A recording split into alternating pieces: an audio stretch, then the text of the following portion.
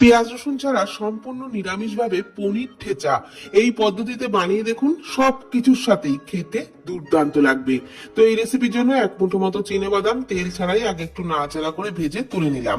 তারপর কড়াইয়ে সামান্য সাদা তেল দিয়ে ওর মধ্যে একটু গোটা জিরে, হিং আর চেরা কাঁচা লঙ্কা দিয়ে নেড়েচেড়ে নেওয়ার পর ওই বাদামগুলো দিয়েও তেলের মধ্যে একটু নাড়াচাড়া করে তারপর সমস্ত মশলা নামিয়ে ঠান্ডা করে মিক্সি জারেতে নিয়ে নিলাম। ওর মধ্যে এক মুঠো ধনেপাতা ডান্টি সমেত দিয়ে দিলাম আর সামান্য একটু জল দিয়ে, একদমই কিন্তু মিহি পেস্ট না, একটু দানা দানা রেখেই পেস্টটা তৈরি করে নিতে হবে।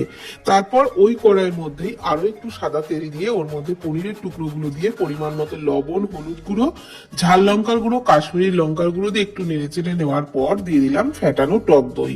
আর টক দই দেওয়ার সময় গ্যাসের ফ্লেম একদম লোতে রেখে দিয়ে তারপর কিছুক্ষণ নাড়াচাড়া করে নিয়েছি।